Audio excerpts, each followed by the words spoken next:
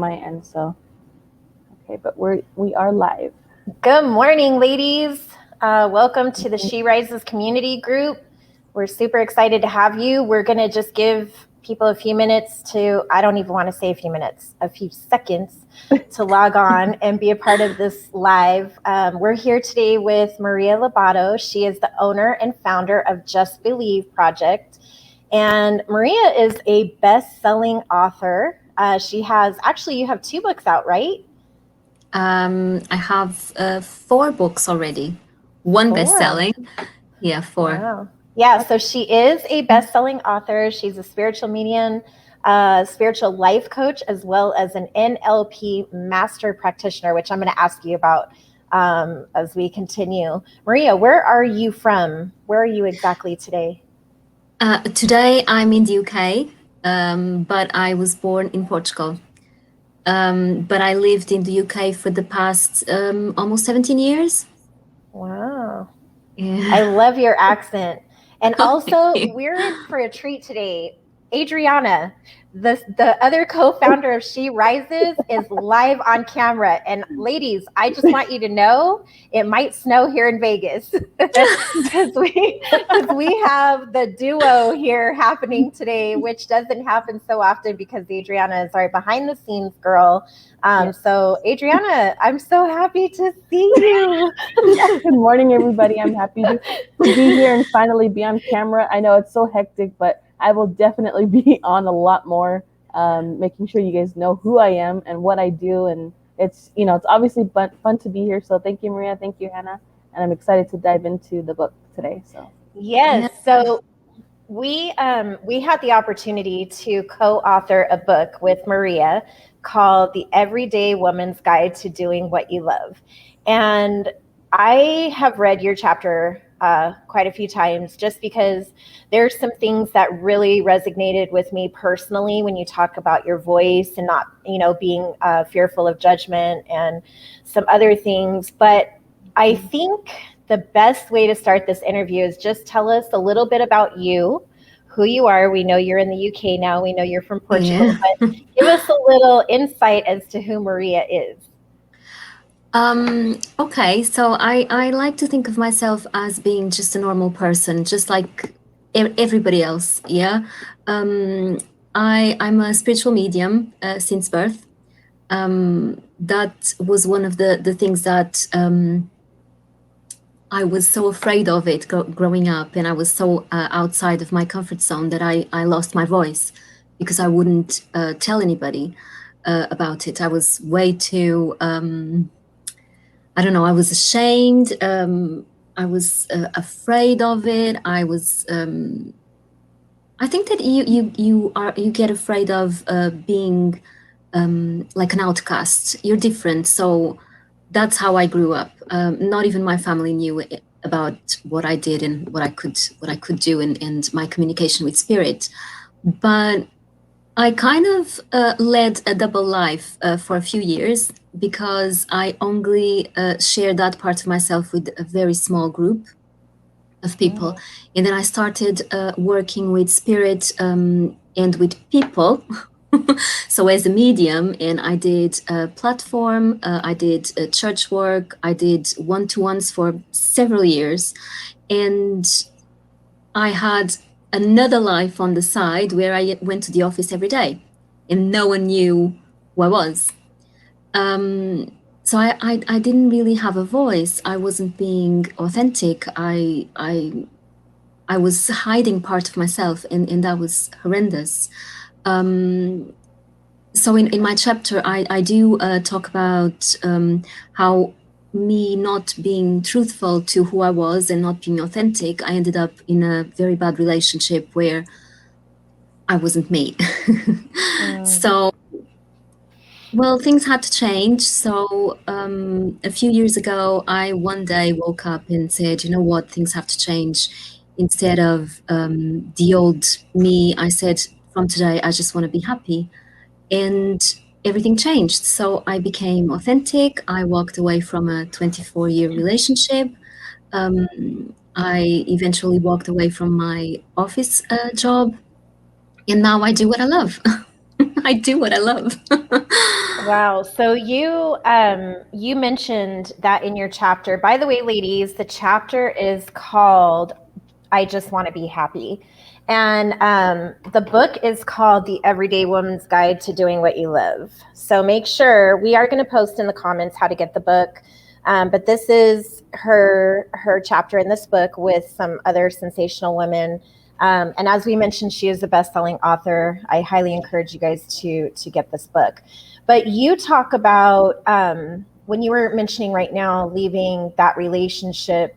I think so many women can identify with having to walk away from things and stepping outside of Yes. that comfort zone, and just really, we come to this moment in our life where we're like, okay, we want this to be better. Something has to give. Something has to be better, and it's scary. It's terrifying for many of us because, like myself, I'm in my late 40s, and I feel like I just started growing up. Like I went from a 12-year-old to a 46-year-old, and so what are some things, or what is one thing you could tell women watching today that was that moment, that defining moment where you said enough and I have to make a change?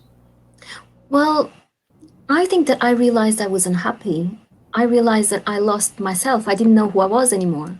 I just didn't know myself anymore. And I think I got fed up. I just couldn't do it anymore. I got fed up. It's like, where am I?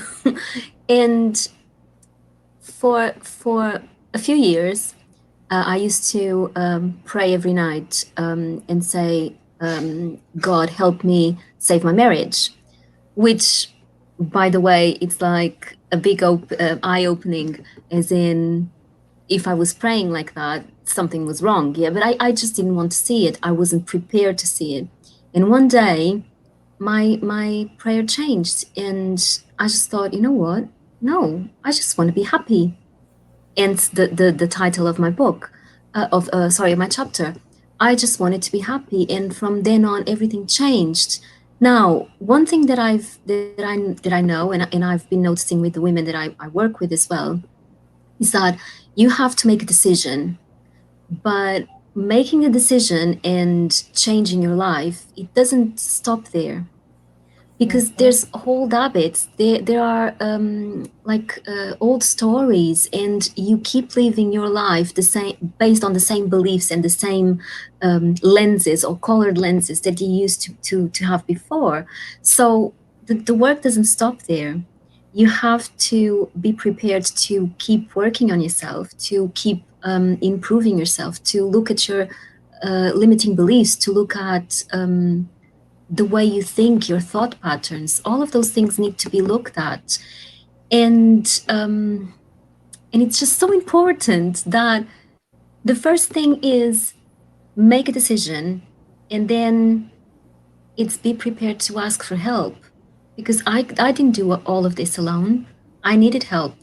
But another thing that I've been noticing with the women I work with is that they're too afraid sometimes to ask for help.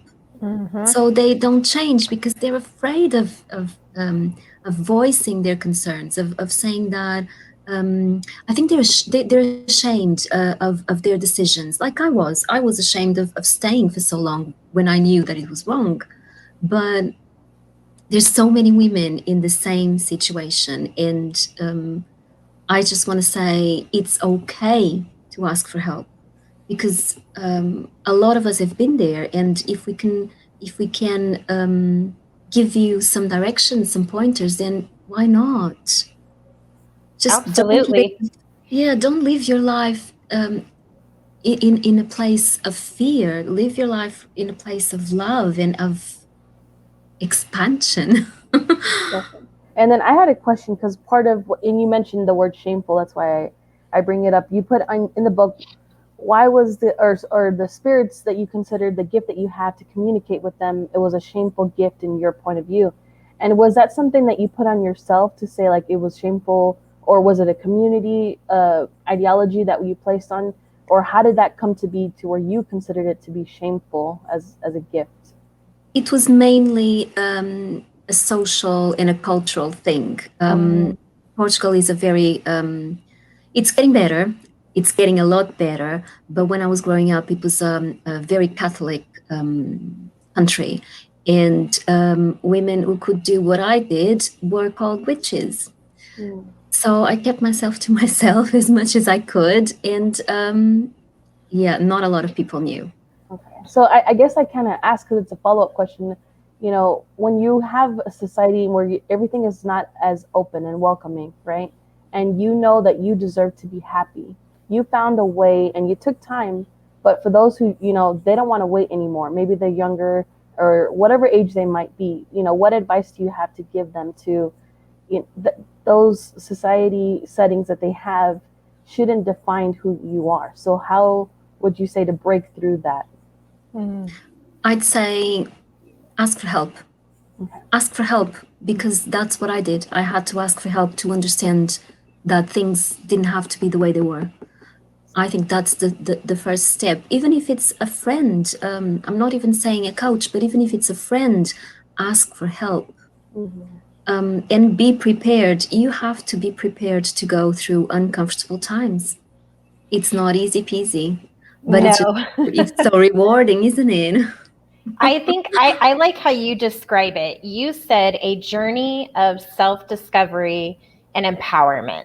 And I think that's what it is for all women. We're in this journey where we're trying to discover who we are, how to inspire ourselves, and how to empower ourselves while we're going through what you said, the nitty gritty.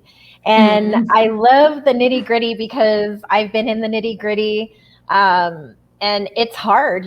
When you're in the nitty gritty, sometimes you don't have this outlook or outside perspective. You're just in the nitty gritty, like you said, and you're trying to figure out your way through things. And the fact that you encourage women to say, reach out for help, ask for help. We always talk about our She Tribe at She Rises. That's a big thing for us, our community. And I think that it's so important for women to have a coach or an accountability partner or someone that they can pick up the phone and say, hey, you know what? I need help, or I need your advice, your opinion. And I think that's why we're so drawn to you, because you're so compassionate and so sincere and open about your journey and your chapter and what you talk about, that it's a magnet for other women to come out and say, okay, I want to do this too. And I think that your chapter really shows an avenue, so to speak, of the way women can do that, no matter where they are in life, no matter how old they are. If they're 75 or 46 or 22, it doesn't matter. You've opened this door to teach women and show women, like, hey, if I can do it, you can do it. And I think that's amazing in itself. So definitely. I that's love just it. me. It's like I always wanted to. I always knew I wanted to help people. Yeah, when I was growing up, people didn't know what I did, but everybody came to me for advice. Yeah, they used to say, "Oh, it's like you're really old, like an old soul." It's like, no, but on the way of I had some wisdom to give other people, to give them hope and to give them inspiration. And that's been my whole journey, my whole life. That's all I wanted to do. I put myself in a little pocket. I don't matter. Yeah, I don't matter, but I want to do this for other people. And I think that's what kept me going.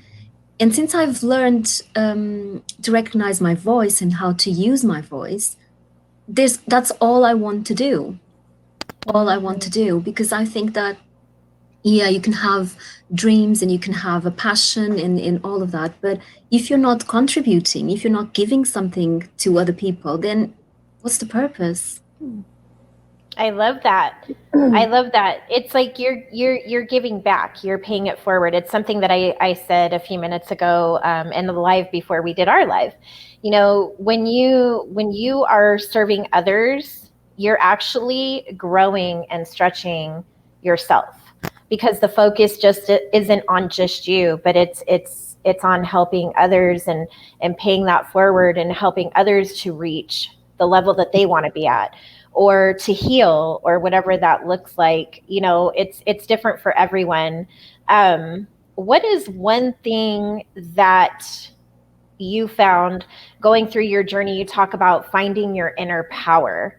What's one thing that you did through this? And I know this journey hasn't ended for you, because I feel like you said earlier, we all are constantly evolving. We're still on this journey. We're still doing it. But what is one thing that you could share with us that you continually do to find that inner power? Well, I'm a big meditator. Okay. And I find that meditating brings me back to my center. And like earlier today, for some reason, I felt like overwhelmed. There was too much going on, and I just thought, I feel like I'm being taken away from my inner voice. Yeah. So I just sat down after lunch, and I had an hour and 15 minutes, I think it was, and that was it. When I came out, it's like, oh, I'm a new me. And I now get to the point where I've been meditating for years. I get to the point where when I do meditate, I feel happy. I feel actually happy. So yeah, it's I think it's very important, meditating. But another thing that I can also say is being aware. Being aware, it's scrutinizing every behavior you have. It's looking into it. It's, why am I feeling like this? Why am I saying these things? Where is it coming from? And stopping and really thinking about it. You have to be aware. So I think that the biggest things for me is constantly being aware and making time to be aware and meditate. That's two things I wouldn't live without. And then I love your quote, Maria, where it says, I learned how to heal myself and accept me exactly as I am. And I think that's so important, because we forget that just because we see someone else, in their body, in their environment, and in their life, that means that's our standard. It's not. It's what's, accepting yourself and loving who you are in that moment. And then just the title itself, happiness. So we forget our unalienable rights, life, liberty, and the pursuit of happiness. So pursuit of happiness means you're going out there and you're looking for it, and never stop trying to fulfill your purpose and find your happiness. So ladies, if you forget, Maria's chapter gives you 4 steps into that. So you want to read the book, her chapter in there, because there's 4 steps. And I think it's kind of like a rotation, right, Maria, where you kind of like, you can finish those 4 steps, but maybe you're going to go back into it and reuse them for different purposes in your life. Yes, yeah, definitely. And I'm not going to talk about them because I want the ladies to read the book. But yeah, it's something that you keep going back to. You keep, as Hanna was saying, it never stops. You always go back. There's always something else to look into. There's always something else to develop, to heal. It's like healing. Healing is another thing. I heal some part of myself, and then a few months later, it's like, oh, it's back again. Oh, okay, but this is a completely different layer of it. Mm-hmm. Wow, so much deeper. And then 6 months later, it comes back again. And every time it comes back around, it's a different perspective, a different understanding, and you get to know yourself. But you have to be prepared to do this work. No one can do it for you, and it doesn't happen overnight. So true. I love the name of your chapter too. I can't tell you how many times I've shouted out loud or even inside, I just want to be happy. I just want to be happy. And I feel like we're in times right now where, we're in this pandemic. We're in uncertain times. Crazy things are happening all over the world. And we as women always try to carry that extra burden. And so when we're carrying that extra weight, what happens? We become agitated. We become unhappy. We become unclear. Like you said, we quiet our voice. We're afraid of judgment. But all in all, we all want the same thing. We just want to be happy. And Yes. That's And a bold statement. I know I've said it a million times. I'm sure Adriana can relate to this. I feel like other women have this same thing. We just want to be happy, and it's yes. important. Yes, and do you know what I actually found through my journey is that happiness, it's not something that comes from outside. It comes from inside. It's already there, but you don't remember how to access it, how to feel it. But it's there all the time, and that's what I've learned with my journey is that once you start accepting yourself, you start loving yourself because self acceptance is actually self love. And once you go through the healing processes and you go through speaking your voice and finding out who you are and actually awakening to who you are, you find happiness inside of yourself. And all of a sudden it's like, wow, where have you been? I didn't know you were I love there. it. Yeah. And that's what I want to share with people because it's not just the surface, it's what you find inside of yourself that's always been there, but we're not aware. Wow, that's huge. I hope whoever's listening and watching heard that one, because if we're unaware, it's you have to be aware. You have to figure it out. And I want to say that whoever's watching you and watching this video should really take some nuggets from this. This is huge. The book itself, like we said, Maria is one of the co-authors. We had, what is it, a total of 51 extraordinary 51. women who participated in this. We all got to write a chapter. We all got to name our chapter. And I think too, let's talk about that for a second. What made you decide to get involved with this book and write this particular chapter? Well, I do follow my intuition, yeah, and I'm more and more and more every day. It's my intuition that's telling me what to do.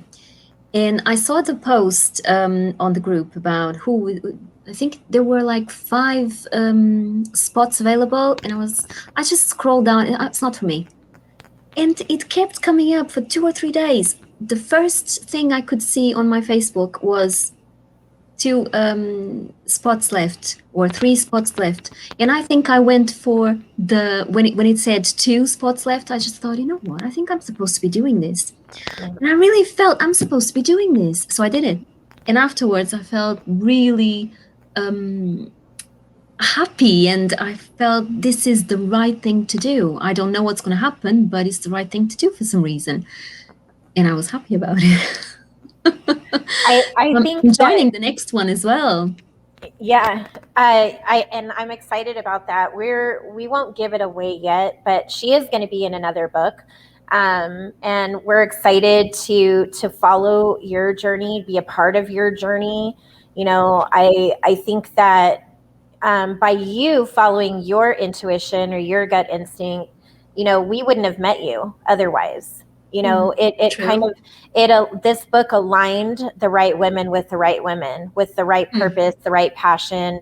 And I love doing these anthologies with women because you get to connect with women all over the world, and you get to learn a different perspective in life, being authentic, listening to someone's journey about self-love. We all have a story. I always say we all have a story. It's just, how do we utilize our story? How do we empower other women? How do we inspire them? How do we impact women? And this is the perfect way. Like, this is one of the best gifts that we could ever have. And I'm so thankful for you, and thankful for you coming on today and sharing little Thank you. tidbits of what this chapter is about. But like you said, we're not going to give it all away because we want them to read it. We want them to Yeah. be able to feel what you're talking about and identify on a deeper level. Wouldn't you Yeah, say, so Adriana? yes, go out and get the book, and then Maria's gonna. I think you're gonna post it down below, right, in the links, so that way they can go and find Yeah. it. Go ahead and get Maria's, the book, and then read her chapter. Those 4 steps are crucial and important to finding your happiness. And besides just the 4 steps, it's just how Maria writes her chapter, writes her story. explains the process, the journey, and you're gonna feel it right away, because even if her story is not the same as yours, there are always elements where you can relate to, and that's the most important part when you're reading these chapters, is you're gonna feel it. So go out and buy the book, and we are so grateful to you, Maria. Thank you, Hannah. Thank you for And if having anyone me. has any questions, we'll of course forward it to you. But of course, just follow along in the comment section. So, thank you all. Thank you Yes, so thank much. you. And be sure, Maria, to post where our listeners and viewers can find you. And we will also continue to tag you to make sure that you are able to align with the right women. And thank you so much for being with us today. I know there's a huge time zone difference. I think your day is ending and ours is beginning. So, I really enjoyed talking with you during our interview and today, and I love. Oh, she also has a group as well, so make sure you post the Yes. group. The group Okay, is will do. inspirational on so many levels and very real, and that's what I love. I love women who just are real and open and honest and don't make it this fairy tale thing, because it's not. You talk about nitty gritty, being in the trenches, and that's what we need. We need that authentic, real version of you. And so thank you for being with us today. Thank you for sharing, and we will see you soon. Thank you so much